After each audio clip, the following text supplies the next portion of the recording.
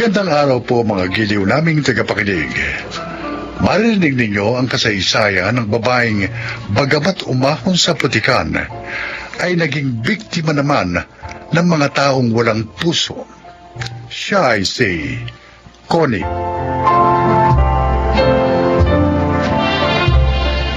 Panganay ako sa 3 magkakapatid.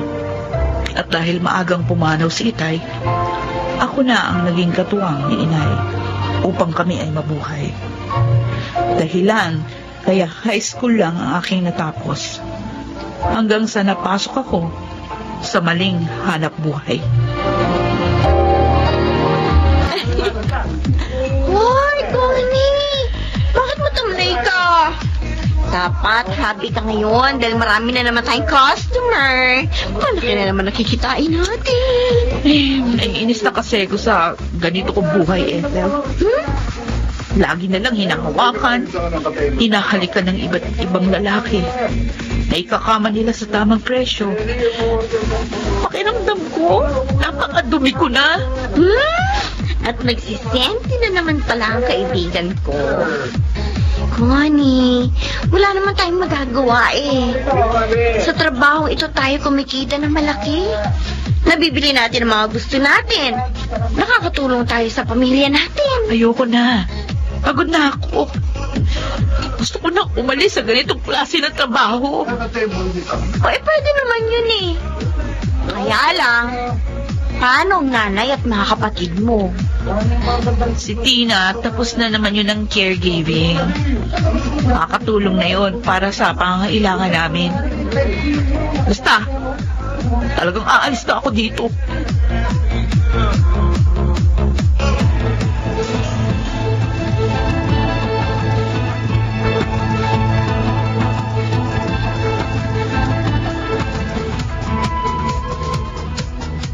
Huling gabi mo na pala dito. Hindi na pala kita makikita. Oo, Conrad. Nakapagpaalam na ako sa manager namin. Sa wakas, makakalaya na rin ako sa putikang ito. Hinahangaan ko kagustuhan mo makapagbagong buhay at naunawaan kita. Maraming salamat. Kaya lang, alam mo naman ang damdamin ko sa'yo, di ba? Connie, sumama ka na lang sa akin. Ibabahay kita. Sa piling ko, mabubuhay ka ng maginhawa at matutulungan mo pa rin ang iyong pamilya. Conrad, nagpapasalamat ako sa alok mo, no? Pero gusto ko mag-isa akong tumulong sa aking pamilya. Ayoko rin makisama sa'yo nang dahil sa pera mo. Sana nunawaan mo ko. At saka sana maging magkaibigan pa rin tayo. Naunawaan kita at nirerespeto kong pasya mo.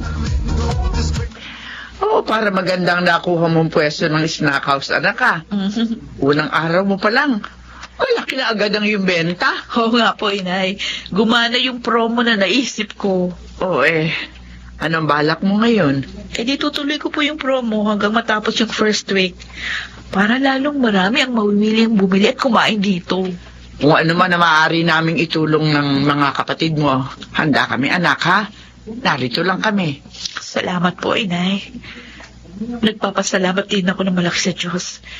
Dahil ngayon, nadarama ko ng meron din pala akong karapatan sa pagbabagong buhay.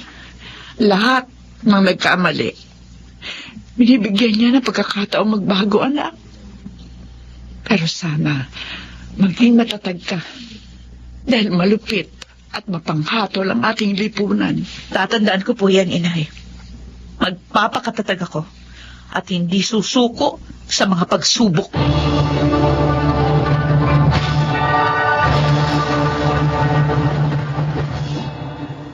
Sayang, wala pala siya dito, Aling Senya.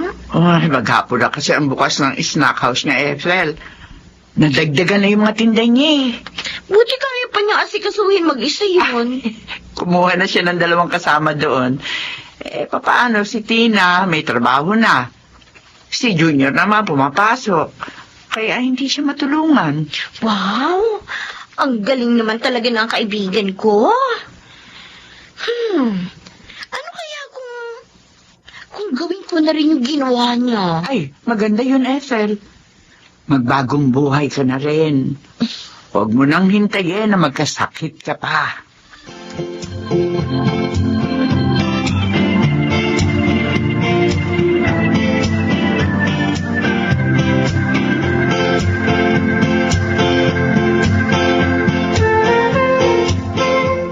Mga dong, alak at pulutan pa nga. Gusto ko na magpaalala sa inyo, Jack, ha? Bakit mo? Ayokong gagawin nyo dito sa tindahan ko, yung tulad na ginawa nyo sa ibang tindahan. Yung mag-aaway kayo pag lasing na. Ako mismo nga ang balo sa inyo ng tubo pag ginawa nyo yun dito. Si Mga Edong naman, oh. Huwag mo kayong mag-alala. Hindi ho kami magwawala din eh. Oo nga. Dapat lang. Mga Edong. Oo, nagtitinda ako ng alak, pero hindi ko sinabing magpakalasing kayo at manggulo. Mang Edong, magandang umaga ho. Uy! Ang sexy si Connie, ah. Hello, Miss Beautiful. Hello, ganda. Hello din sa inyo. Magandang hapon din, Connie. Ay, meron po ba kayong tinda ng paborito kong brand ng toyo at suka? Meron. Teka. Ito, ayan. Salamat po. Ay, ito po bayad ko. Ay, Connie, gagamitin mo ba yan sa snack house mo? Oo. O, sige, maiwan ko na Ay, kayo. teka, sandali lang. Makipagkwentuhan ka muna sa amin saglit. Oo nga naman, Connie. Oo nga naman. Pwede ko tayo. Eh, bakit ba kasi nagpapakahirap ka pa sa pagtitinda ng pagkain? Eh, mga amoy mantika ka niyan. Tama yun, tama. Yang bibingka mo na lang ang itinda mo. Sigurado pang bibili kami. Eh, dati mo namang itinitinda yan, eh. Sige na. Marami pa akong gagawin. Diyan na kayo. O pare, sinusupladahan tayo ha. Oo nga, eh. Ano yan? May araw din sa atin yan. Pare, kung gusto mo, planuhin natin eh. Ay, kaya, Uy, tumigil nga kayo. Pag hindi nyo nilubayan si Connie, ako mismo magsusuplong sa inyo sa mga pulis. Muro-muro. Alalaan ninyo, kernalangan ako, ha? At kapatid kong barangay chairman dito. Sa mga edo naman, oh. Lagi na lang ginagamit ng mga kamag-anak niya. Oy, kung para sa kabutihan, handa silang gamitin ko. Kaya umayos kayo.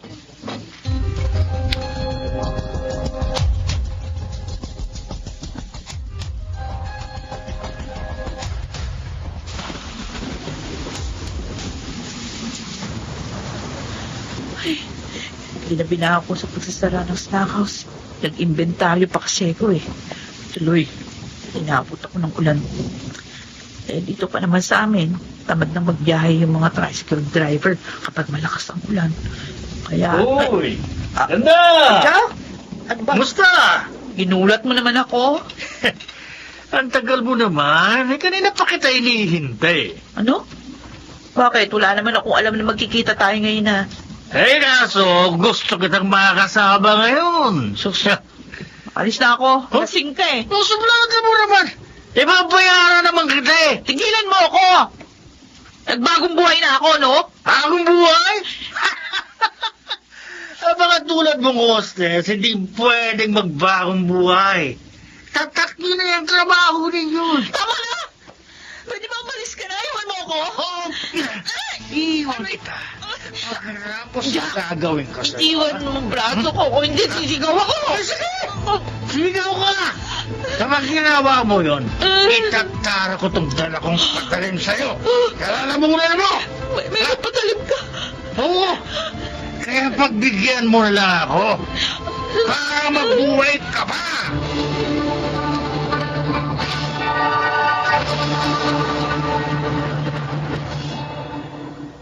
Walang iya siya, inay. Napakasama niya. Kakasuhan natin ang hayop na Jack na yun. Sabi mo naman, wala daw maniniwala sa akin na ginahasa niya ako dahil isa akong hostess. Hayop siya. Bakit? Talaga bang walang karapatan sa pagbabagong buhay yung mga katulad ko? Itinakla ba kami? Para mabuhin lang ng mga lalaki? Hindi, anak. Hindi totoo yan. Lahat may karapatan sa paggalang at respeto ng kanyang kapwa. Bakit nangyari sa akin ito? Katagal mo ang loob mo. Pagsubok lang sa iyo yan. pagsubok na mapagtatagumpayan mo rin. Tutulungan ka namin, anak.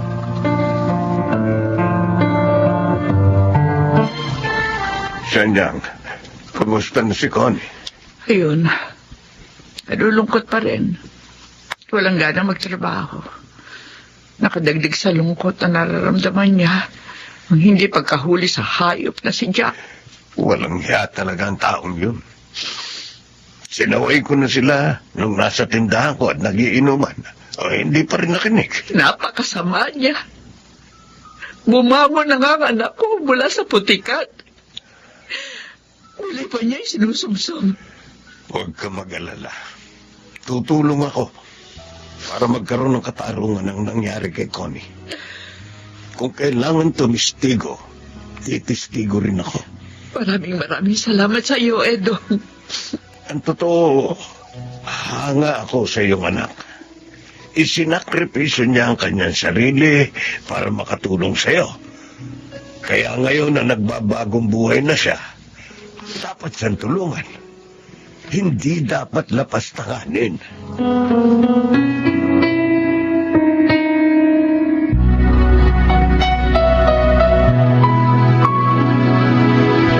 Dito na muna ako sa probinsya magpapalamig. Kung walang hiyang Connie na yun, kinasuhan pa ako. Di naman siya mananalo. Dahil isa lang siyang bayarang babae. Walang maniniwala sa kanya.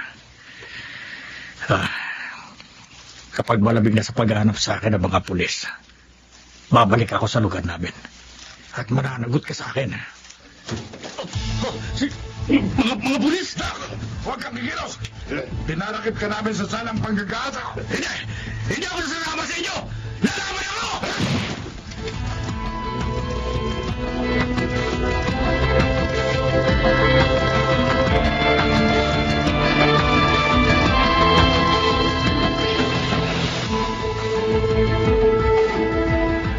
Totoo, anak?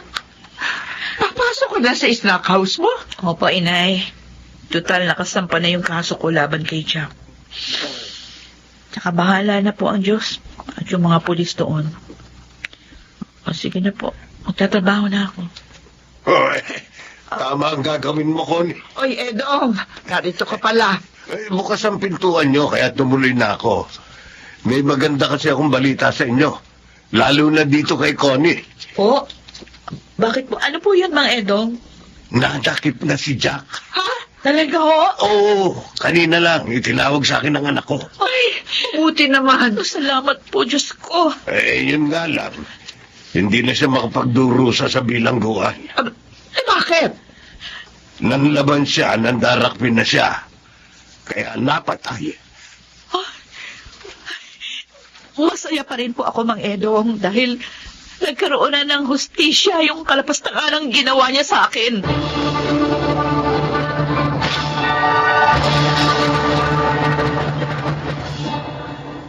Sa ngayon, 2 na ang aking snack house. At bagamat naaalala ko pa rin ang nakaraan, bawas na ang sakit sa aking puso. Sana po ay kinapulutan ninyo ng aral ang aking kasaysayan. Ako po si Connie, at ito ang aking buhay. Kung itatakwil lamang ng tao ang labis na pagkahilig sa laman, mababawasan ang suliranin ng lipunan at magiging payapa ang mga mamamayan. Mga nagsiganap: Susan Robles, Chiquit del Carmen Amor, Phil Cruz, Lionel Benjamin, Baynard Landicho, at Rosana Villegas sa papel na Connie. Naglapat ng angkop na tunog Jerry Mutia, sa musika Buboy Salonga, superbisyong teknikal Eric Lucero at Bong Muyar, creative consultant Phil Cruz, production assistant Anching Cruz. Ito'y mula sa panulat ni Selma Corporal Alcantara. Sa direksyon, June Martin Legaspi at Maynard Landicho Jr. Ito ang aking buhay.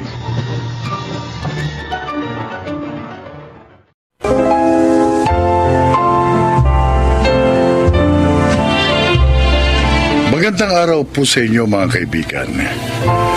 Marinig natin ang testimonya ng isang individual at ng kanyang tiwalang minsang nagkaroon ng lamat. Siya ay si Richie. 5 taon na kaming kasal ng asawa kong si Angelo. I thought we are a perfect couple. Masaya ang aming maliit na pamilya hanggang sa nagulantang ako sa isang pangyayaring ni sa hinagap ay hindi ko inasahan. Ning, asan na naman ang asawa mo? Ay, baka patay na pa. Uy, grabe ka ate kay Kuya Doming. Ako. Akala ko ba sabi mo magbabago na ang asawa mong yun? Hanggang ngayon, inuumaga pa rin sa inuman ng iyong asawa. Pasuko na ako. Kaya tinanggap ko na lang na ganyan talaga yung asawa ko. Hindi ka pinalad sa asawa mo. Mabuti pa si Richie. Nakakuha ng matinong asawa. Huwag mo ako kinukumpara kay Richie. Magkaiba kami ng kapalaran. Oo nga naman pa. Biniyayaan naman ako ng Diyos sa asawa kasi hindi ako kasi talino ni Ate Ningning. Matalino sa lahat ng bagay. Maliban sa pag-ibig.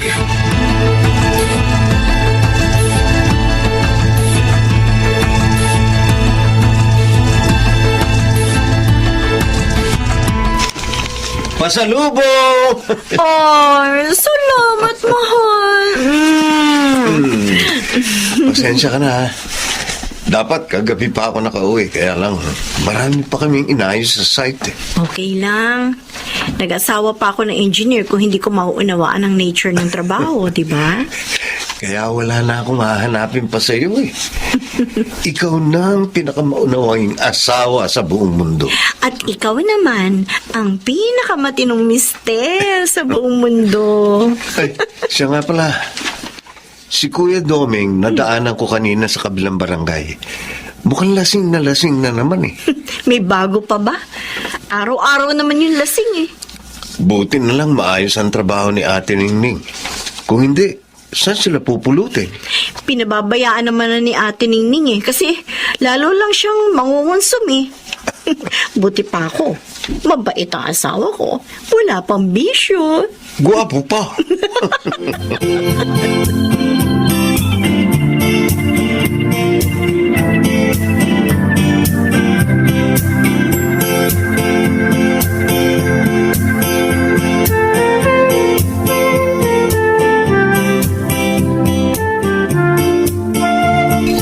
Ano ba naman to, Neng?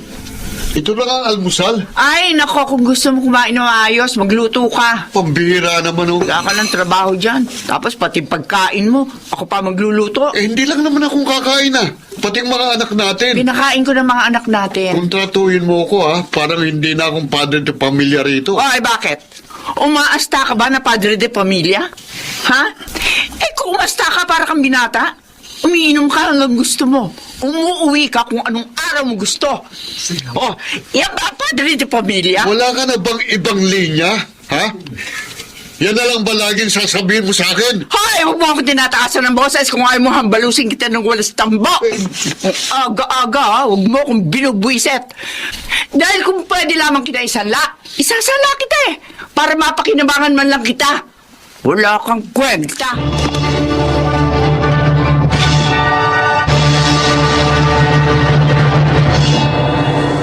Oh, bagay sa'yo, ate. Ay, oo nga, no? Alam mo kasi, pamili ka naman ng mga pamporma mo. Para kahit lasenggo yung asawa mo, at least, hindi mahalata ng mga tao na stressed out ka sa buhay mo. Tama ka. Dalasan natin ang pagsa-shopping, ate. Dali lang naman sabihin yan para sa'yo. Kasi wala naman kayong anak ni Angelo. O ako, may 3 ng anak. Kaya nakakapamili lang ako kapag ganito may extra akong pera. Gusto ko na nga rin magkaanak eh. Bakit kaya hindi pa kami binibiyayaan ng anak? Kapag hindi ka pa nagkaanak, mag-ampun na lang kayo. Yan nga rin ang iniisip ko, ate. Oo naman. Para may iba na kayong pinagkakaabalahan ni Angelo. Oo, nakakapagod ang magpalaki ng anak, pero masaya. Blessed ka. Kasi may anak ka na. Buti na nga lang may mga anak ako. Kasi kung wala, ay nako. Kawawa ang Kuya Domingo. Matagal ko na siguro siya pinalitan.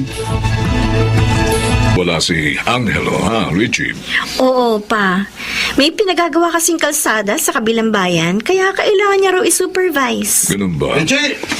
Oh, Kuya Doming! Ba, Ay, tay. Himala, hindi ka lasing ngayon, ha? Doming? Oo, matid ako ng meeting sa school ni Lila eh. O bakit napadaan ka?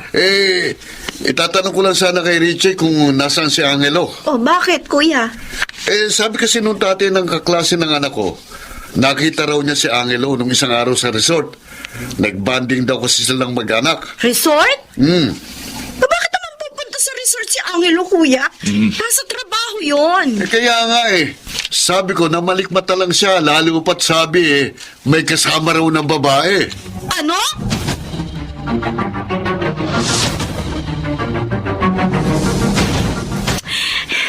Bakit ba hindi sumasagot si Angelo? Kanina ko pa siya tinatawagan. Ay nako, Richie, paranoid ka tuloy. Huwag ka nakikinig kay Doming. Mukha lang yun ang kwento. Kasi naiingit yun kay Angelo. The favorite son-in-law. Pero bakit parang kinakabahan ako, ate? Alam mo sa ating lahat, ikaw ang nakakakilala sa asawa mo. Ano ba pagkakakilala mo kay Angelo? Siya ba yung tipo ng taong kaya mambabae? Hindi. Oh, hindi naman pala eh. Bakit ka nag-aalala? Pero bakit hindi siya sumasagot ngayon? Richie, anong oras na? 10 o'clock na ng gabi. Pagod siguro yung tao, nagpapahinga na yun. Pwede ba kumalma ka dyan? Mabuti pa manood tayo ng pelikula.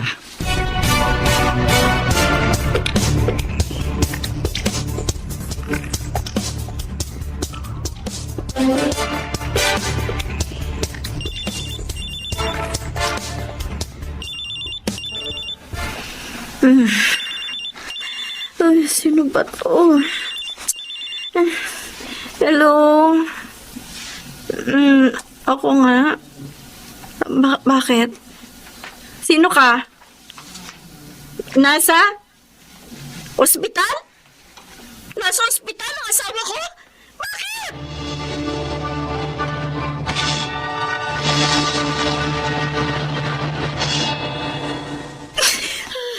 Richie? Ate! Bakit? Ano nangyari? Ate, Diyos ko. Diyos ko, bakit nangyari ito? Ano nga nangyari? Isa sa Angelo. Ay, inuoperahan pa siya. Diyos ko. Ate, hindi ko maunawaan. Hindi ko maunawaan kung bakit nangyari ito. Ano ba talaga ang kwento? Hindi ko kaya. Hindi ko kayang ikwento. Hanggang ngayon, gulat na gulat ako. Para akong binuhusan ng malamig na tubig sa nalaman ko.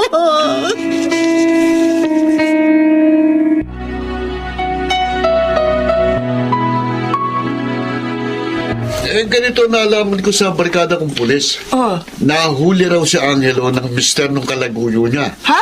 Ang eksena pa ganito Nasa loob ng kwarto sa isang resort yung dalawa. Tapos, pagpasok ng lalaki, galit na galit. Hoy. May dala raw itak. Wow. Naabutan niya nagtatalik si Angelo at ang asawa niya. Huh? Hindi kaagad nakatakas si Angelo, kaya yun. Initak siya sa Saan? Yung alam mo na. Diyos ko po. Yung babae naman ang sabi, kinaladkad Tama na, Doming. Tama Kanina, na. gusto mo akong magkwento, ngayon ayaw mo na. Hindi pa rin ako magpaniwala hanggang ngayon. Kumusta na raw si Angelo? Buti pa, bisitahin ko. Bakit? Bakit bibisitahin mo?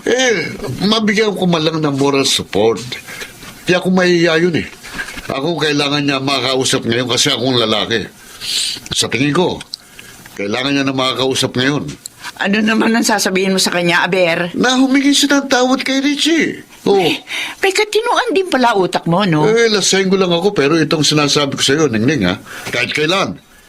Hindi ako titingin sa ibang babae. Sa'yo lang. Ewan ko sa'yo. Ikaw lang ang maganda para sa akin at wala nang iba.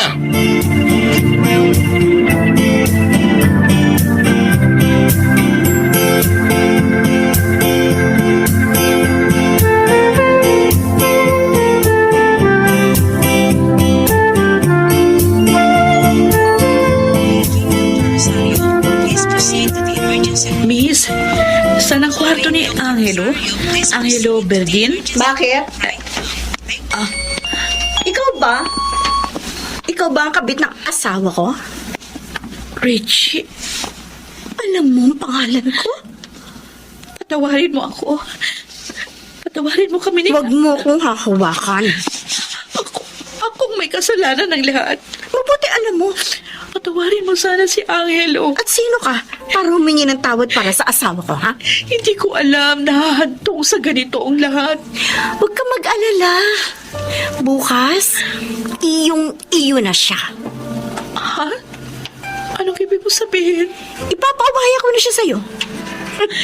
Tingnan ko lang kung maging masaya ka pa kasama ang isang lalaking inutil na sa kama.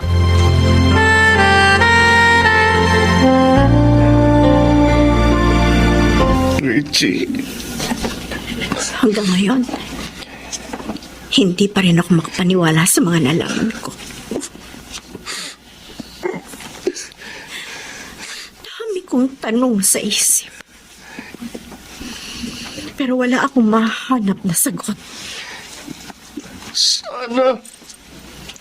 sana namatay na lang ako. Mas gusto ko pang mamatay kaysa magpaliwanag sa'yo. At hindi ko kailangan ng paliwanag mo. Alam ko. Alam ko rin na hindi mo ako mapapatawad sa nagawa ko. Ni minsan, hindi ako nagduda sa'yo. Ni minsan, hindi ko naisip na tutumihan mo ko sa ulo. Naniwala akong gaya ng pangalan mo. May ugali kang anghel. Pero nagkamali ako. Nagkamali ako. Patawarin mo ko, Richie. Patawarin mo ko. Patawarin mo rin ako. Kung hindi pa kita mapapatawad ngayon, Angelo. Pero ito lang ang tiyak ko ngayon. Hindi na kita kayang tanggapin pang muli sa buhay ko. Richie. Magsama kayo ng babaeng sumira sa kinabukasan mo at ng pamilya natin. Richie, wag. Huwag mo itong gawin. Patawarin mo ko. Richie, patawarin mo ko.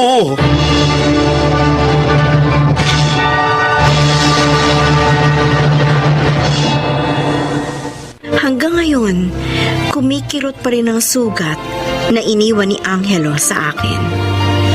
Pero unti-unti ko nang tinatanggap na sa buhay ng isang tao, may mga desisyon talaga tayong kailangan nating panindigan, kahit masakit at mahirap. Ako po si Richie, at ito ang aking buhay.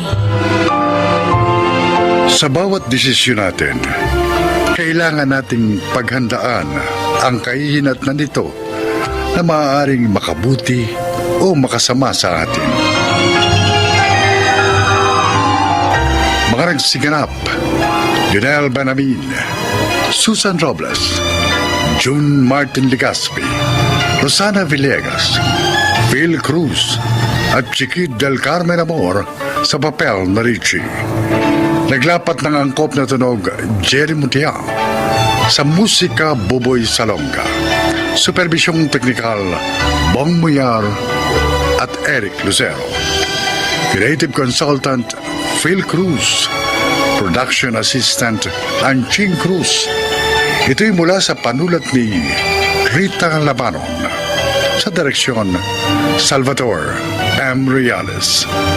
Ito ang aking buhay.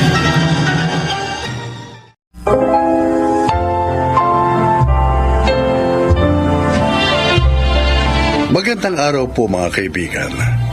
Sa pagkakataong ito, maririnig ninyo ang kasaysayan ng isang babaeng labis na nagmahal.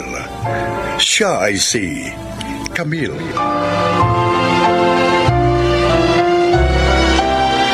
Dati naming driver si Gerald. Dahil mabait naman siya, tinanggap ko ang pag-ibig niya nang ligawan niya ako. At Dahil hangad ni Daddy ang kaligayahan ko, hindi na siya tumutol sa pagpapakasal namin.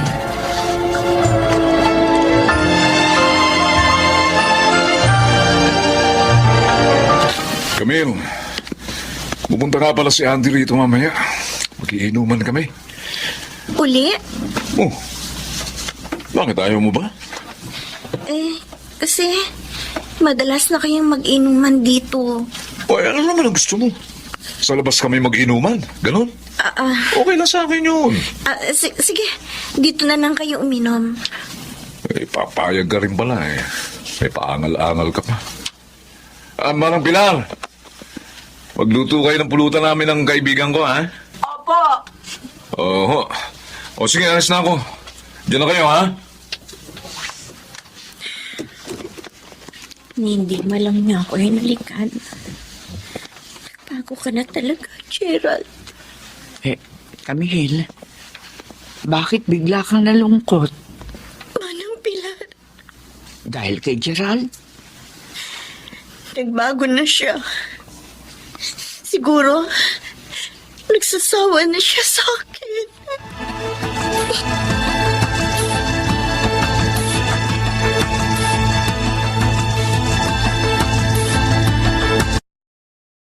mo talaga sa asawa mo, pare. Bakit naman, pre? O dahil mayaman siya. Kaya yung kita mo sa trabaho, ay sulong-solo mo. Di ka tulad ko, laging mas malaking parte ng misis ko sa sweldo ko. Swerte ba yun? Oo! Eh, hindi siya nakakakita? Hmm? Kailangan pa siyang akawin tuwing alis kami ng bahay, pre. Ay, Kaya tuloy, inis na akong isama siya sa paglabas-labas niya. swerte pa rin yun, pare. Bakit?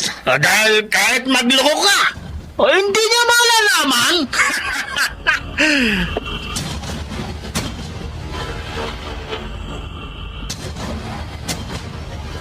Thanks, Ate Camille. Pumayag ka magbakasyon ako dito sa inyo.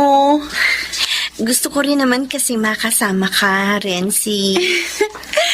Kay Kuya Gerald kaya, okay lang ba sa kanya ang pagtira ko dito? Aba, oo naman. Ikaw pa, kapatid ka na asawa ko. Ay, thanks. Alam mo, ate, ang swerte mo kahit blind ka. Gwapo na ang hobby mo, mabait pa. Ay, thank you. At ikaw naman, napakaganda mo.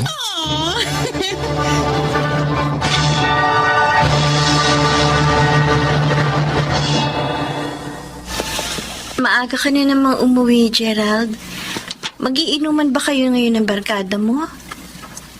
Hindi. Gusto ko lang talagang umuwi ng maaga. Bakit ayaw ba narito na ako? Gusto.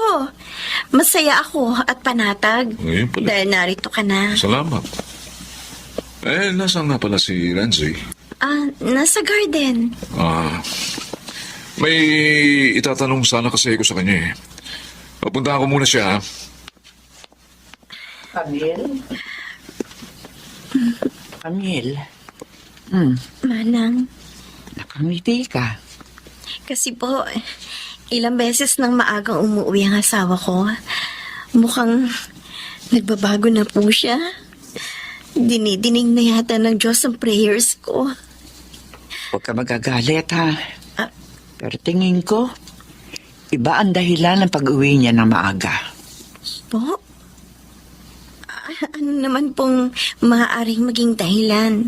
Abe, napaka-close niya kay Renzi. Madalas pa nga sila magkatabi tuwing mag-uusap. Iniisip niyo po bang si Renzi ang dahilan ng pagbabago ng asawa ko?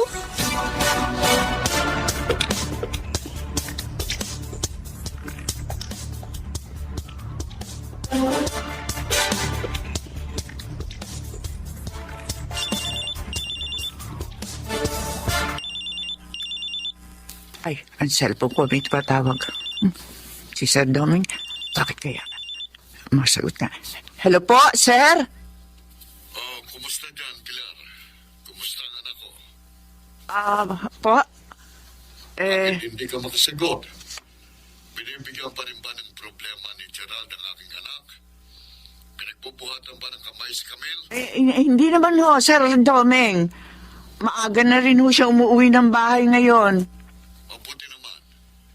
Si Renzi, kumusta naman siya? Nako, Sir, Oh, pakiramdam ko ho.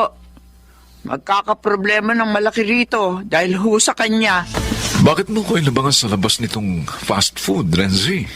Naiinip na kasi ako sa bahay. Ha? Gusto ko naman mag-relax. Mamasyal. Gusto mong mamasyal? Saan?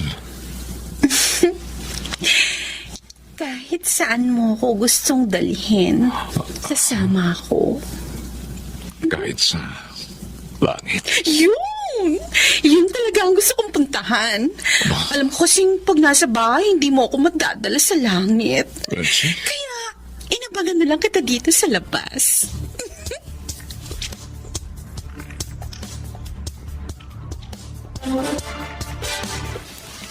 Magkasama dumating si na Gerald at Renzi. Ano nangyari yun? Nakita ba sila? Sige, Kuya Gerald. Una na ako sa'yo. Okay. Manang Pilar, sige na. Ako na magsasara ng gate. Pumasok na kayo sa bahay. Sir Gerald. Sandali no, Manang Pilar. Sir? Huwag niyo sasabihin kay Camille na magkasama kami dumating ni Renzi, ho? Ho? Kapag dumaldal, hindi niyo ba ako narinig? Ha? Nadinig ko. O kung gano'n, maliwanag sa inyo, ha? Na kapag dumaldal kayo, malangkabot kayo sa akin. Hindi niyo alam kung paano ako magalit, ha?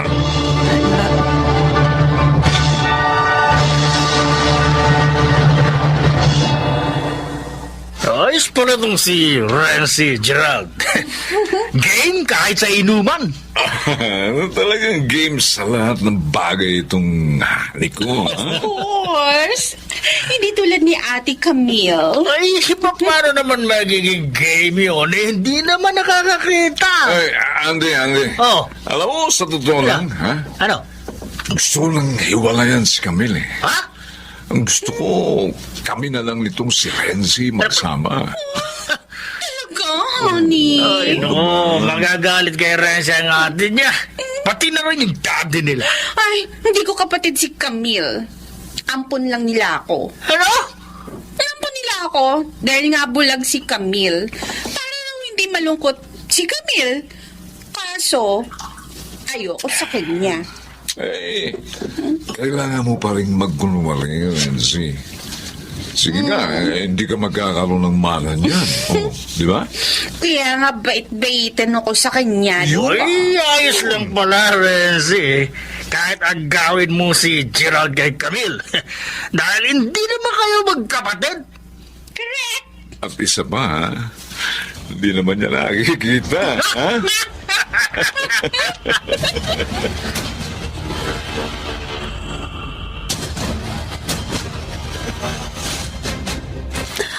Pilar.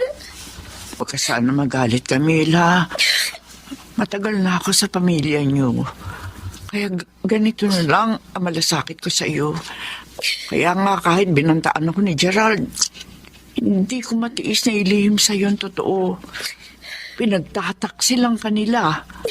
Kahit dito sa bahay, maraming beses ko silang nakita naghahalikan.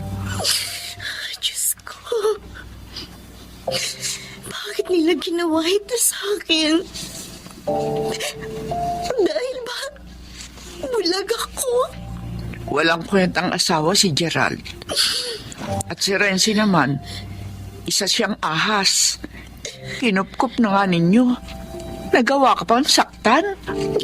Napakasakit. Manang Pilar. Oo, hindi ako nakakakita. Pero ramdam ko ang panalamig sa akin ni Gerald. Pero hindi ko akalain. Si Renzi ang dahilan noon. Kailangang malaman na ito na yung daddy. Nagbiling siya sa akin. Nasabihin ko sa kanya ang lahat ng mangyayari dito. Pero baka kung anong gawin ni Daddy kina Gerald at Renzi. Camille, lalong mahirap kung maglilihim tayo. Kaya pasensya ka na. Pero ipagtatapat ko sa iyong daddy ang lahat. Honey, tapos na ako maliko. Wow! Ang ganda talaga ng hali ko. Napaka-sexy. Nakakabaliw ka. Ikaw din naman. Ikaw din naman, Gerald. Nakakabaliw. Kaya nga kinuha kita kay Camille. Hindi ka bagay sa kanya. Oo, tama ka. At hindi niya ako mapaligan. Anong alam na yun? Ano yun? Camille! Wala alam nitong motel yun! Oh my God! Nasusunog ang motel! Hindi! Kailangan makalabas tayo dito, Gerald! Wala na si Narencia, Gerald. Wala na ang asawa ko. Hindi sila nakaligtas sa nasunog ng motel na yun. Sasaktan pa rin ako, Daddy. Mahal ko si Gerald. Anak, wala na siya. Kalimutan mo na. Ibuhos mong yung panahon sa nag-iisa niyong anak. Isipin mo na lang na kapalaran ang nagbigay ng katarungan sa kanila. Lalo na sa iyong kaapihan.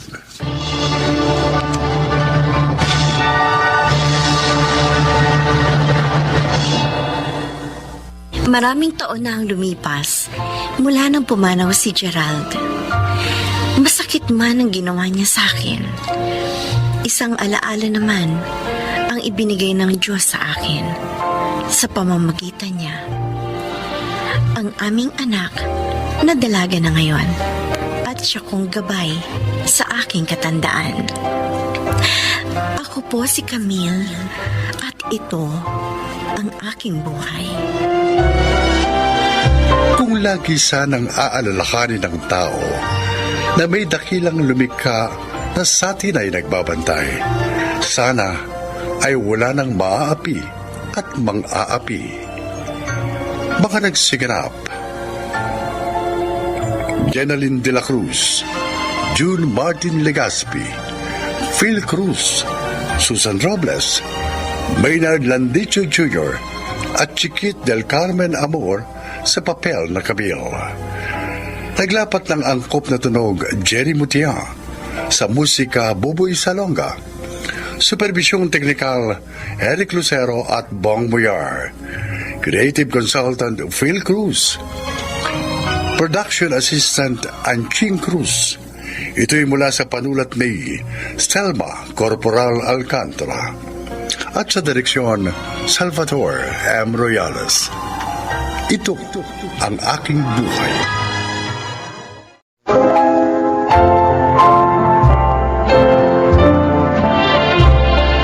Sa araw na ito, maririnig ninyo ang kasaysayan ng isang dalaga na hindi tumigil upang maabot ang kanyang mga pangarap sa buhay. Siya ay si Ellen.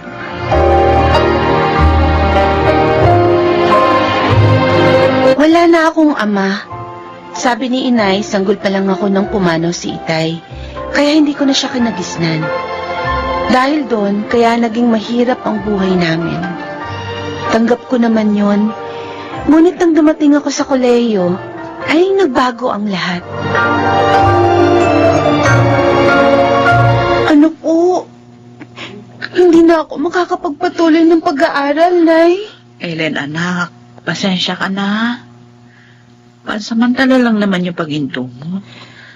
Pag nakaluwag na tayo, di itutuloy mo na yung pag-aaral. Pero, Nay, natatakot ako na pag nahinto po ako, tuluyan na ako hindi makapagtapos ng pag-aaral. Hindi, anak.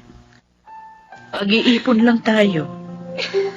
Pag meron na tayong pera, papasok ka na uli. Maniwala ka sana sa akin. Wala na po ba talagang ibang paraan? Sayang naman po kasi 3 years na lang gagraduate na ako sa management. Hindi ko na talaga kaya. Kailangan ko pang magpagamot ngayon dahil sa sakit ko sa baga. Ellen, anak, pasensya ka na. Huwag ka magdamdam sa akin.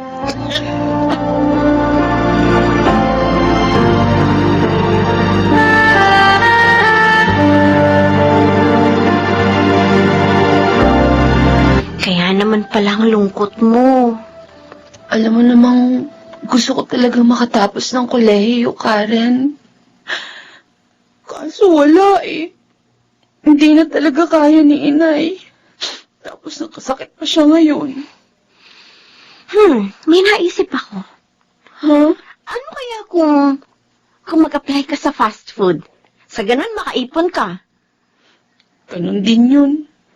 Mahihinto rin ako sa pag-aaral. Eh, ang gusto ko nga sana, wag mahinto. Teka. Ano kaya? Try mo kaya maghanap ng tulong online. Baka may organization or foundation na makakatulong sa'yo.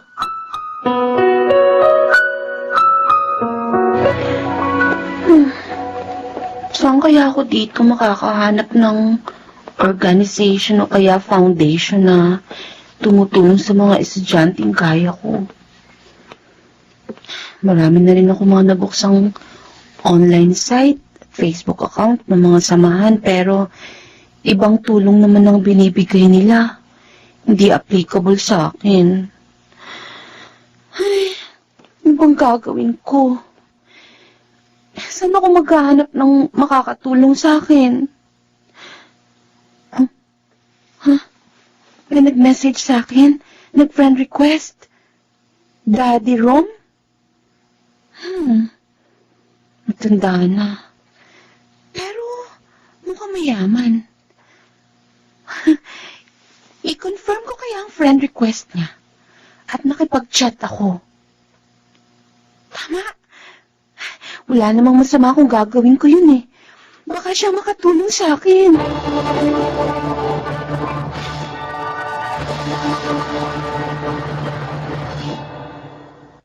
Ano? Nakakilala ka sa FB ng matandang nasa Amerika? Oo, Karen. Ang tagal nga ng pag-uusap namin eh. At talagang mayaman siya. Nakita ko sa mga pictures niya. Hoy, ano yung mga itinanong niya sa'yo? Mga tungkol sa akin. Tungkol sa parents ko.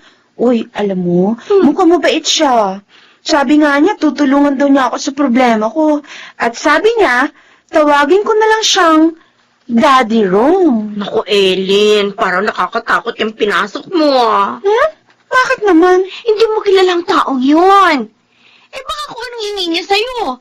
Katulad ng mga napapabalita sa radyo at TV. Wala naman siyang ininging picture ko eh. Kinuha lang niya yung kung saan ako maaaring padala ng pera. Eh, wag ka pa rin lubos na magtiwala. Di kung makikita kong hihingi siya ng makakasama sa akin, eh di magbaback out ako. Pero sa ngayon, tatanggapin kong tulong niya.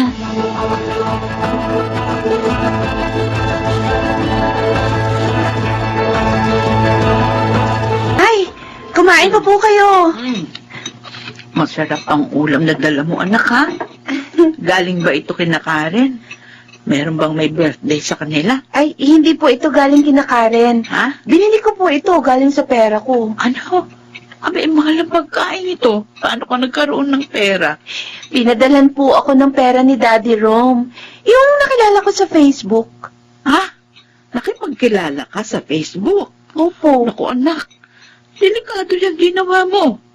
Makahingi ng taong yun, ah. Magpadala ka sa kanya ng hubad na larawan. Nay. Anak. O kaya sabihin niya magkita kayo. Pagkatapos, hindi ka na makabalik sa akin. Ellen, natatakot ako sa ginawa mo. Nay naman, no? Umiiyak agad. Kahit po alin sa mga sinabi niyo, hindi niya hiningi sa akin. Basta, ang gusto lang niya, makipagkwentuhan ako sa kanya. Kasi po, wala na raw siyang anak. At nalulungkot siya dun sa Amerika. Yun lang? Opo, talagang yun lang, Nay. Pinadalan nga niya ako ng pera para maipang tuition ko sa university. Kaya makakapag-enroll na po ako, Nay.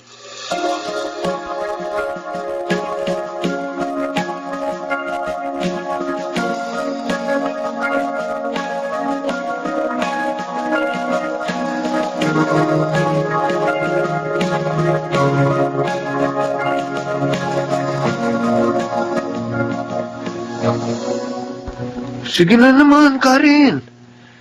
Sumama ka ng manood ng sini para maisama ko rin tong si Helen. Eh, may trabaho nga ako, Ronnie. Kaya hindi pwede. Pasensya na. At saka kahit naman sumama si Karen, hindi pa rin ako sasama, Ronnie. Bakit naman? May exam kami bukas at kailangan ko mag-review. Sandali lang naman eh. Pasensya na, pero hindi talaga pwede. Ayokong bumagsak, no? Ayoko masayang yung pagpapaaral sa akin ni Daddy Rom. Puro ka na lang, Daddy Rom. Wala nang importante sa'yo kundi yung nakilala mong yun sa FB. Bakit? Kayo na ba ang dalawa? Siguro may relasyon na kayo. Ba't mo ko sinampal? Dahil naman kasi ang dumi ng isip mo eh. Ako man si Ellen, sasampalin din kita. Walang namamagitan sa amin ni Daddy Rom. Talagang gusto na niya akong tulungan. Tulungan? Oo! Ang sabihin mo, may hinihintay siyang kapalit mula sa'yo. Wala akong pakialam kung ayaw mo maniwala. Basta alam ng Diyos ang totoo. Ang hirap sa'yo. Hindi pa man kita nobyo. Gusto mo na akong rentahan? Mahal na mahal kita, Ellen. Was, maghanap ka na ng iba. Hindi kita mahal. Ayoko sa lalaking mapaghatol ng kapwa.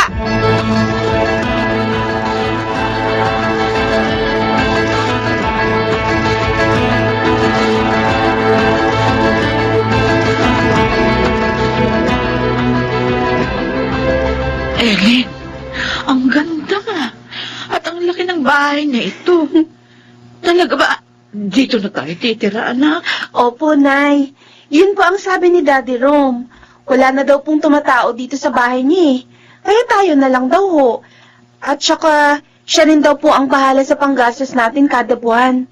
Ay, ang bait nga pala nang nakilala mong matanda, ano? Kaya nga po nag-aaral ako mabuti.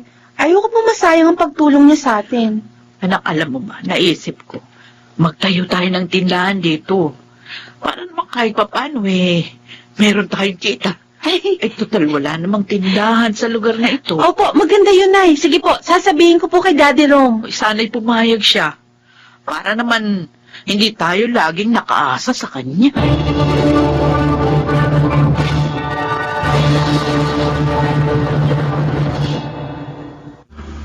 Oh, Ellen, darating ako sa graduation mo, ha? Salamat po, Daddy Rom. Excited na po ako makita kayo ng personal at mapasalamatan. Ay, excited na rin akong makita ka. Bakit hanggang ngayon, hindi pa dumadating dito yung Daddy Rom na kaibigan mo? Naniniwala po ako sa pangako niya, Nay. Darating siya. Ay, may tao. Ako na pa magbubukas. Baka si Karen na yan dala yung in-order kong cake. Magandang hapon po. Magandang hapon din po. Ikaw ba si Ellen? Ako nga po. Ano? Ha? Ay, si Karen ba yung Nay? Ikaw? Kumusta, Tina? Nay? Totoo po bang sinabi niya? Pinsan po siya ni Itay? Oo, anak. Paano mo nalaman itong tirahan namin, Luke?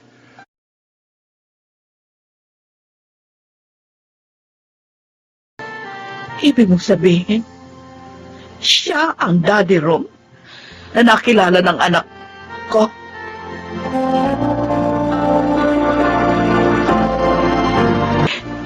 Hindi ko akalain na nalolo ko pala kayo. Tunay ko pala kayong kamag-anak. Yun ang dahilan lang. Gusto kong makabawi sa lahat ng kasalanan ko.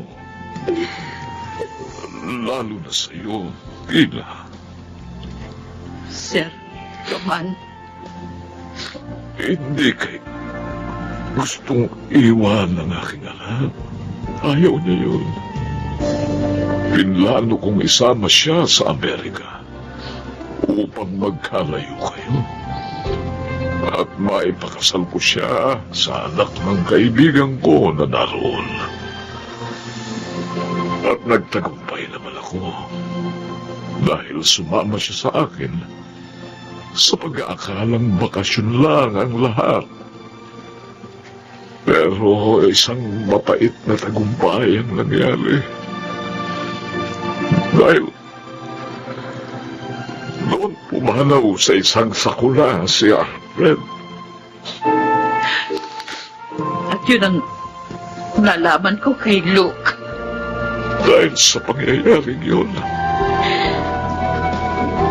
namulat ako sa aking pagkakamali. Natabuhan ako. Hinanap ko kayo sa inyong tirahan. Pero wala na kayo. Dahil nanirahan na kami ni Ellen sa probinsya. Doon ko siya pinalaki. Ina, Ellen, maaari niyo ba akong patawarin sa nagawa ko? Daddy Rom, Maaari ko ba kayong makasama sa aking pag-isa?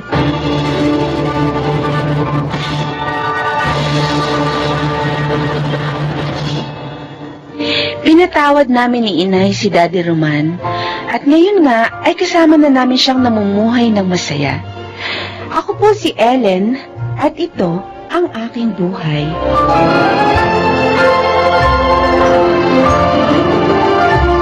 Ang isang pagkakamali ay maaari pa ring magbunga ng mabuti kung ito lamang ay kikilalanin at itutuwid.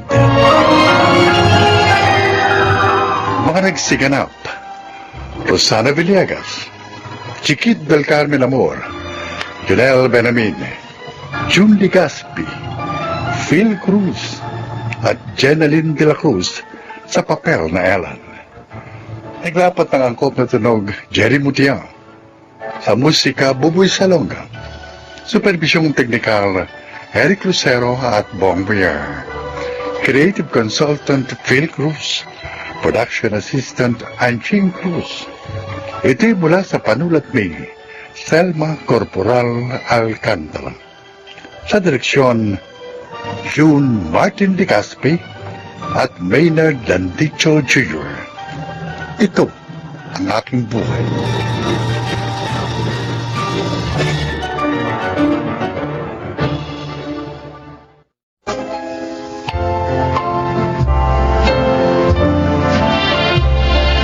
Magandang araw po mga kaibigan. Isa na naman pong kasaysayan na kapupulutan nyo ng aral sa buhay ang inyong maririnig. Ito ay ang kwento ni Kaloy. Nobya ko pa lamang si Josie. Lagi ko na siyang sinusunod. Kahit na siya may kasalanan, laging ako ang nanunuyo para lang kami magkasundo. Nanatiling ganito hanggang maging mag-asawa kami. At ito rin ang dahilan kaya isa lamang ang aming naging anak. Yun kasi ang gusto niya. Ang kabaitan kong ito ay kanya namang inabuso. Bakit mo nagawa sa akin to, Josie? Mahal na mahal kita. At laging sinusunod. Kaloy! Lahat ng gusto mo sinisikap kong ibigay. Ano pa bang kulang ko? Sabihin mo. Wala kang pagkukulang. Kasalanan ko. Nagpabuyo ako sa mga kaibigan ko kaya ako natukso. Pero mahal kita. Kayo ng ating anak. Josie! Sana bigyan mo pa ako ng isa pang pagkakataon. Pinapangako ko, hindi ko nasasaktan ng damdamin mo. Hindi na kita pagtataksilan.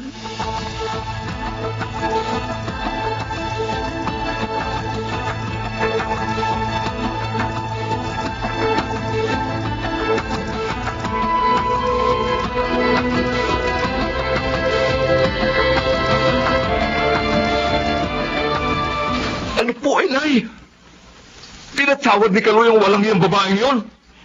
Mahal na mahal kasi ng kapatid mo ang babaeng yon. Ano ba naman yung si Kaloy? Masyado siya nagpapatalo sa damdamin niya. Kaya yun tuloy, inaabuso siya ng Diyos yun eh. Kung ako lang ang masusunod, Ang gusto ko nga, hiwalayan na ni Kalay si Josie. Ay, naku. Hindi siya mabuting ina at asawa. Alam niyo, Nay, kung ako ang naging asawa niya, baka napatay ko pa siya. Nay, kailangan subaybayan natin ang babaeng yun. Hindi ako naniniwalang magbabago na siya.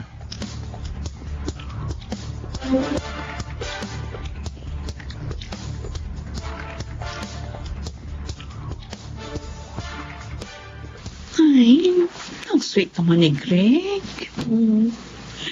Nag-send pa ng picture niya dito sa akin sa cellphone.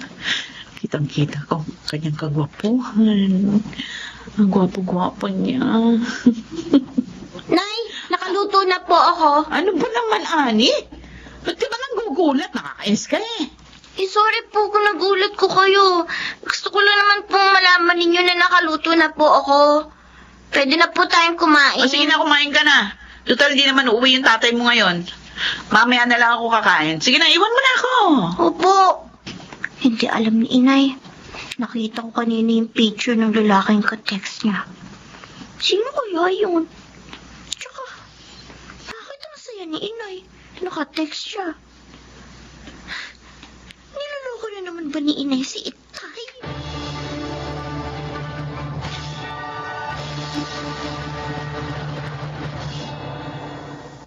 Ano po, Lola Tinding? Salamat, Apo.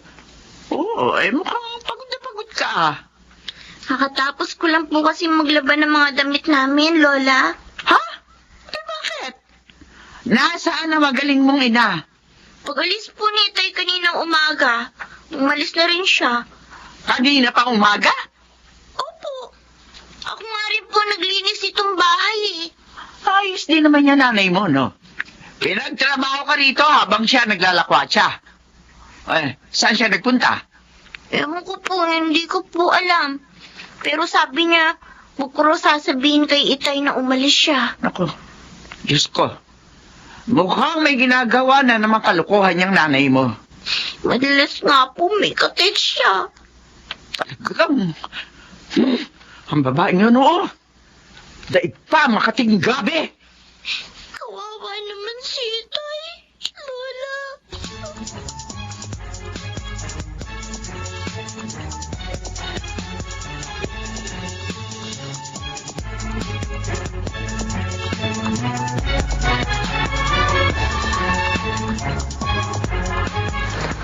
Ano ba sasabihin mo sa akin, Kuya Nando? At pinapunta mo pa ako dito sa inyo. Kaloy, kapatid kita. Kaya nagmamalasakit ako sa iyo. Kaya tanggapin mo sana kung anong sasabihin ko, ha? Ano nga ba yun? Ang walang hiya mong asawa. Nakita ko, may kahalikang lalaki sa isang restaurant. Ano? Kuya, baka naman nagkakamali ka lang. Nagtagal ako sa lugar na yun. Kaya natitiyak ko si Josie talaga yun. Pero nangako siya sa akin na hindi na niya ako lulukuhin uli. Dapat kasi hindi mo na pinatawad pa ang babaeng yun nung una eh. Dapat ipinakulong mo na lang. Kuya, Kaloy, hindi na magbabago pa ang ganong klaseng babae.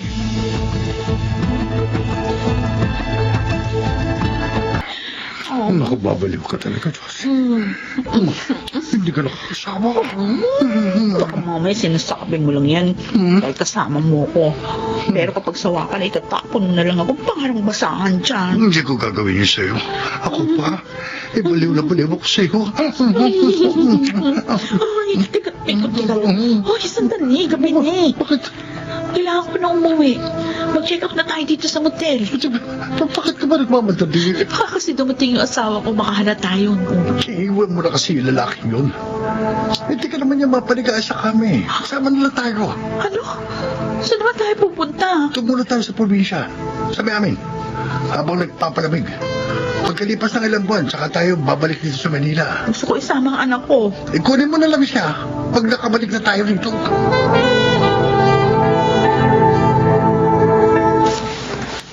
Nay, bakit may dala kayong maleta? Saan po kayo pupunta? Ay, aalis na ako dito. Habang wala si Kaloy, sasama na ako kay Greg. Niloko niyo na naman si Itay. Nay naman! Bakit niyo na naman ito ginawa? Ang bait-bait naman ni Itay Hindi ko na siya mahal. Kaya nga makikipag-iwalay na ako sa kanya. Para hindi ko na siya lukuhin pa. Sama niyo. Hindi na kayo naawa sa kanya. Tumigil ka! Ay, lalo namang mahirap kung habang buhay akong magtitiis sa kanya. O, ikaw ha? Maganda ka. Dahil pagbalik ko rito, kukunin na kita. Hindi. Hindi ako sasama sa inyo. Masama kayo. Dito na lang ako kay Itay.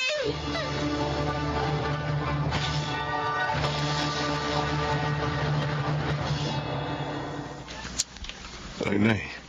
Kuya Nando, napasyal kayo. Nalaman kasi namin kay Ani na lagi ka malungkot.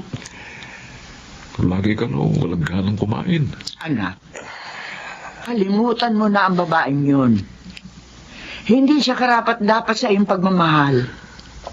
Tama si Inay. Ibuhos mo na lang yung pansin mo sa pagtatrabaho. Mabibigyan mo pa ng magandang kinabukasan ng pamangkin ko. Ginagawa ko naman yun eh. Kaya lang, pagdating ko dito sa bahay, hindi ko maiwasang maalala si Josie. Napakasakit ng ginawa niya, kuya. Mabuti pa, bumalik ka na lamang sa bahay natin. Dati ka namang nakatira doon nung binata ka. Oo nga, Kaloy. Doon hindi mo nagkaano maalalang walang yan si Josie. Tama. May mag-aasikaso pa sa inyo ni Ani.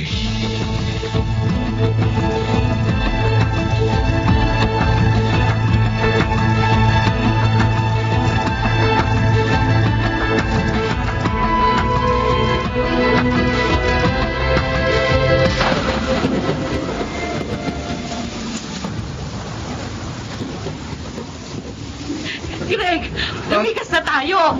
Tayo na lang ang naiiwan sa lugar na ito. Oo! Kukunin ko lang yung mahalagang gamit natin at pera. Ay, naku, kung bakit naman kasi dito mo pa ako dinala sa bayan nyo eh. Ayan tuloy. Inaabot tayo ng malakas na bagyo. Huwag mo na akong sisihin. Hindi ko na makakalaing mangyayari yun eh. Eh, bilisan mo na, oh! Malaki ng baho! Josie, parang umuuga ang bahay natin ah. Oo, nga eh! Ano ko? Bawagsak ang bahay, Greg! Agay!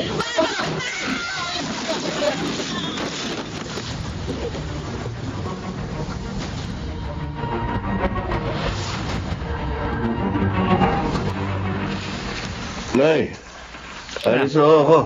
Baka malate ako sa trabaho. Ay, alam mo anak, natutuwa ako. Abay, masigla ka na ngayon, mag-isa yung pagtatrabaho. Nakabuti yung paglipat namin dito ni Ani. Si Ani, umiiyak. Bakit anak? Anong nangyari sa'yo? Tumawag po si Lola Berta. Ang nanay ni Josie? Opo, Lola. O anong sabi niya? Ay, napinsala daw po nang nagdaang bagyo ang lugar niya na inay. Nasira po ang bahay nila at patay na po sila. Ano? Si Josie? Oh, patay na.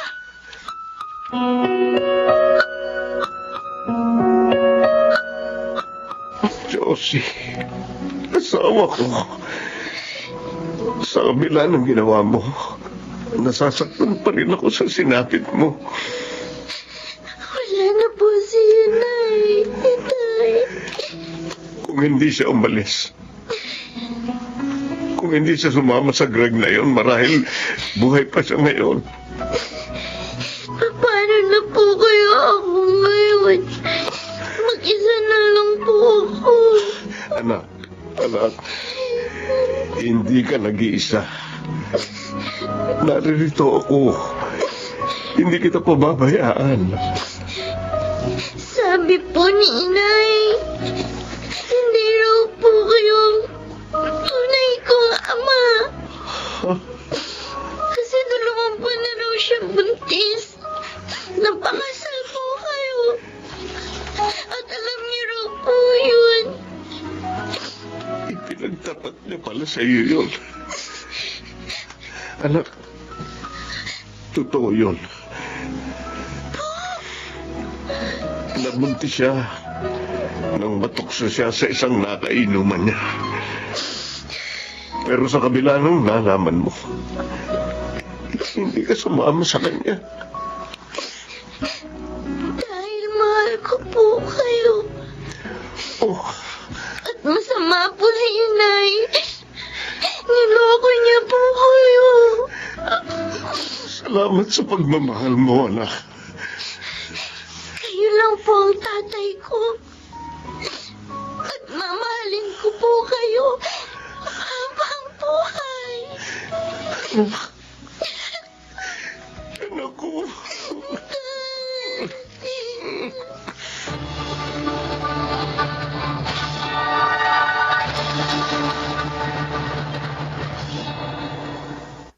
May apo na ako ngayon kay Ani.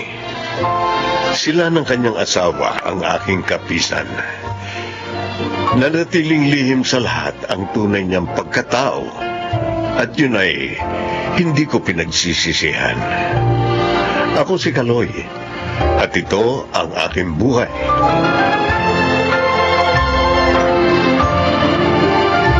Hindi hinahayaan ng Diyos na maapi sa mahabang panahon ang may mabuting puso.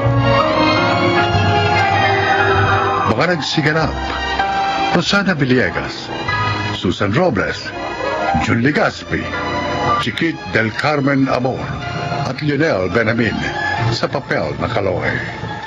Naglapat ng angkop na tunog Jerry Butia, sa musika Buboy Salonga.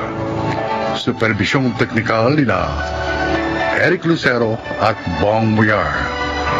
Creative Consultant Phil Cruz. Production Assistant Anching Cruz. Ito'y mula sa panulat ni Selma Corporal Alcantara.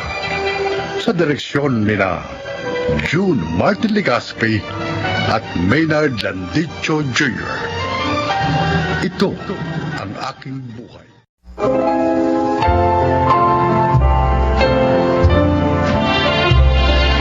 Magandang araw sa inyong lahat.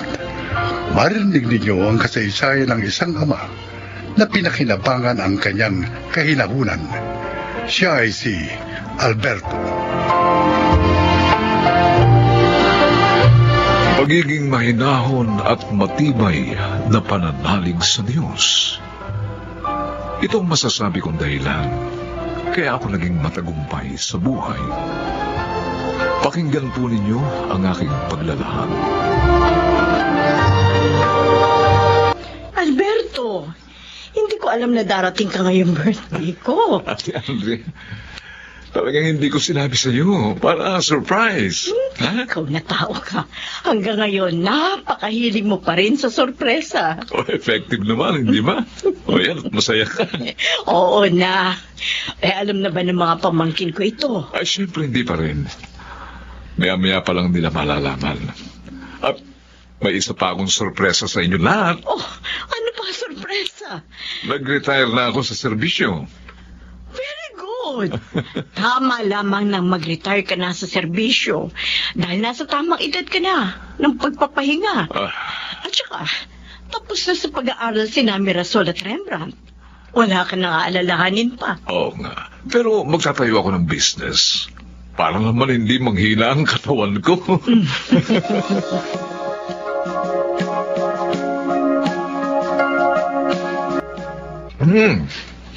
Ito ang na-miss ko sa probinsya, Mirasol eh. Masarap mong luto. Don't worry, Dad. Ngayong kasama na namin kayo, lagi ko kayong ipagluluto. Good, ate. Makakatipid na ako sa budget. Hindi na ako madalas kakain sa labas. Ay siya nga pala, kumusta naman ang mga trabaho niyo? Well, okay naman sa ospital na pinapasukan ko, Daddy. Good. Wala rin po akong problema sa company na pinagtatrabahuhan ko. Ay, wala ba kayong balak na sundan ang yapa ko? Ang maging sundalo rin? Daddy, kontento na po ako sa buhay ko ngayon. Ito po talagang pangarap ko, ang maging doktora. Ako din ho. I hope you understand. Oh, lagi ko naman kayong naunawaan, mga anak. Ang totoo, maligaya ako. Kahit hindi kayo katulad ko.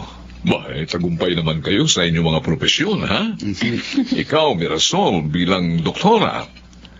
At ikaw naman, Rembrandt, bilang isang certified public accountant, ha? At lahat pong ito ay nangyari dahil sa inyo, Daddy. At utang po namin sa inyo ang tagumpay namin.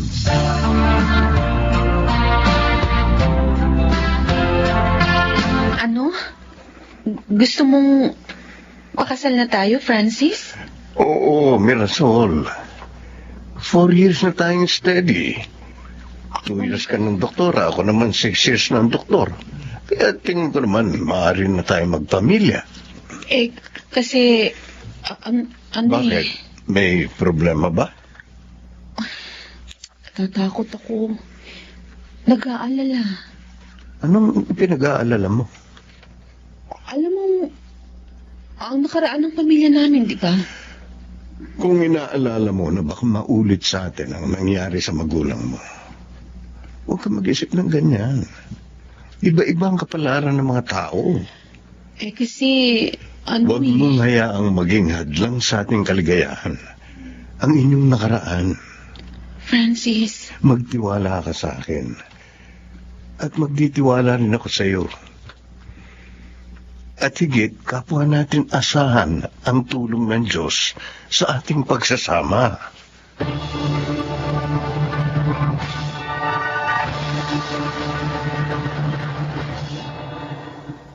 Wala akong tutulo sa balak niyo, iho. Binibigay ko sa inyo ang aking pahintulot. Salamat po, Tito Alberto. Thank you po, Daddy. Ate, dapat kasama ako sa mga abay. Kuya Francis. Siyempre naman. Ikaw pa ba mawawala? Lagi sana kayong magmamahalan, ha? Mag-uunawaan. At panatilihin niyo ang banal na takot sa Diyos. Para hindi kayo maligaw kahit mag-asawa na kayo. Tatandaan po namin yan, Dad. At ikaw, Francis, maging mahilaon ka sana sa iyong asawa, ha? Alam po na isusunod ni Daddy sa sentence na yan. Dahil ang katunayan ng pagiging lalaki ng isang lalaki ay ang pagiging mahinahon.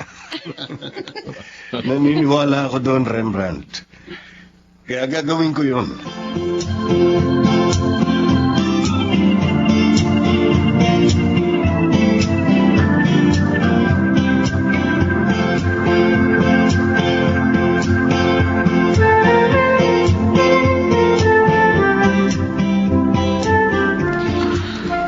Masayang-masaya ang pamilya ko. Kita ko yung kanina. Habang lihim ko silang minamasdan. Sayang. Kung hindi ako nagkamali, sana kasama pa rin nila ako ngayon. Pero huli na ang lahat. Para sa akin magbabago. Ang gusto ko lang naman ngayon, makahingi ng tawad sa kanila.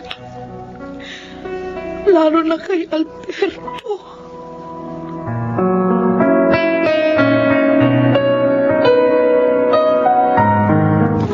Sinong... Arlinda? Ako nga. Siya, Arlinda, nawala siya naman ay. Mirasol! Anak, dali! Daddy? Bakit po? Ano po nangyari? Bakit siya nandito? Kumatok siya. At nang buksan ko ang pinto, bigla na lang siyang hinimatay. Halika, tulungan natin siya. Bakit pa? Mukhang may sakit siya, anak. Tingnan mo, ang laki ng ipinayat niya. She deserves it. Taksil siya. Anak, isa kang doktora. Huwag mo sana kalimutan yan. Tungkulin mong magligtas ng buhay. Daddy. Alam ko, nasaktan ka sa ginawa niya. Pero higit ako, anak. Dahil ako ang asawa niya. Subalit nagpakahinahon ako. Nagpakatatag para sa inyo. Anak, kung ayaw mo siyang gamutin, lapatan mo man lang siya ng first aid at dadalhin ko siya sa ospital. Sige na.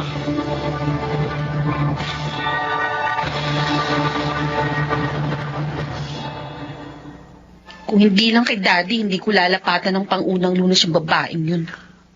Tama naman ang dati mo. Francis! babaeng yun. Pinagtaksilan niya si Daddy. Binigyan niya kami ng malaking kahihiyan. Sinira niya ang pamilya namin. Pero may tungkulin kang sinumpaan. Kaya hindi mo dapat pairalin ang galit at personal na damdamin sa pasyente. Madali sa'yo sabihin niya dahil hindi ikaw nasa posisyon ko. Hindi nagtaksil ang mami mo sa iyong daddy. Nagkakamali ka. Oh, Francis. Ang tunay kong mami, nagtaksil din kay Daddy. Pero namatay siya sa piling ng kanyang kinakasama. Ano? At ang nakilala mong mami ko, stepmother ko lang. Ngayon naman siguro, hindi mo na isiping magkaiba tayo. Sabi ng daddy mo, nagtatamparo kayo ng ate mo sa kanya. Kasi naman po, Tita Andrea, binabaliwala kami ni Daddy. Ang damdamin namin. Alam mo, mahal na mahal kayo ng daddy mo. Bakit mo siya pinag-iisipan na ganyan? Dahil ipinagamot pa niyang babaeng nanakit sa aming lahat. Ayon sa doktor, may cancer sa ovary ang mami niyo.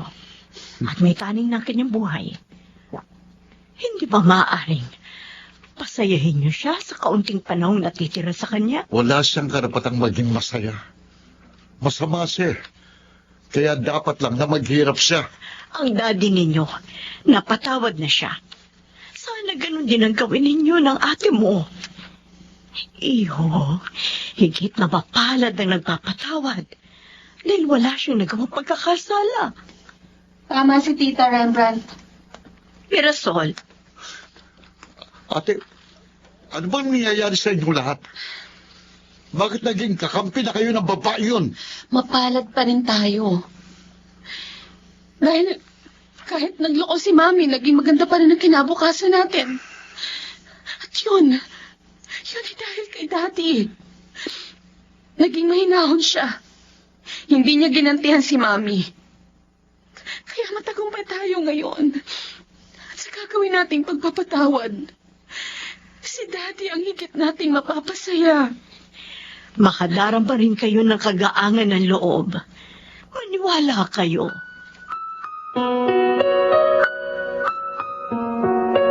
Nandito ako dahil ngayon na natin kukunin ang mga wedding invitation na pinagawa natin.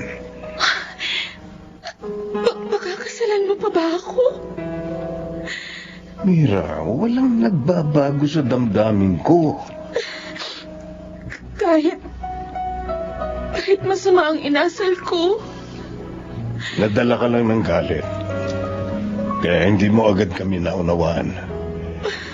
Pero matapos kitang paliwanagan, nagbago ka naman, di ba? Oo. Bukas nga, pupuntahan na namin si Mami. Alberto. Narito pa rin ako. Palinda. Maraming salamat, Liz, sa'yo. Ginawad mo sa akin ang iyong pagpapatawad. Kahit napakasama ko. Kung ang Diyos ay nakapagpatawad, sino ako na alipin lamang niya para hindi gawin yun? Baka hindi ko na nahintay pa ang ating mga anak. Linda, Sana ihingi mo na lang ako ng tawad sa kanila. Mami! Mami, narito na po kami. Oh, Mirasol. Narito rin po ako. Mami. Maraming salamat, mga anak. Patawad sa inyo. Huwag na po kayong umiyak. Pinatatawad na po namin kayo. Salamat, Mga anak. Salamat. Sa inyong lahat.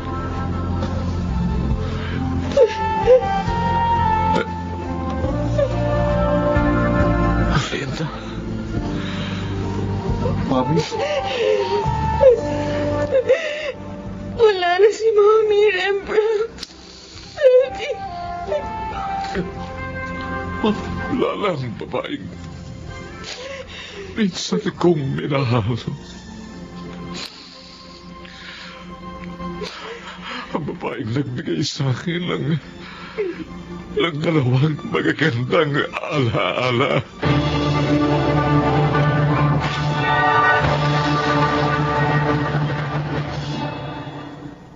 Bagamat pumanaw si Erlinda, alam kong maligaya siya.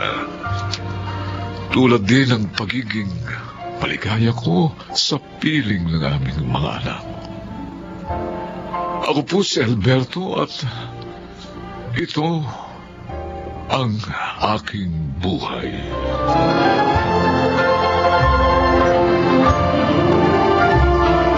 Tataglay lamang ng tao ang kahinahunan at katapatan.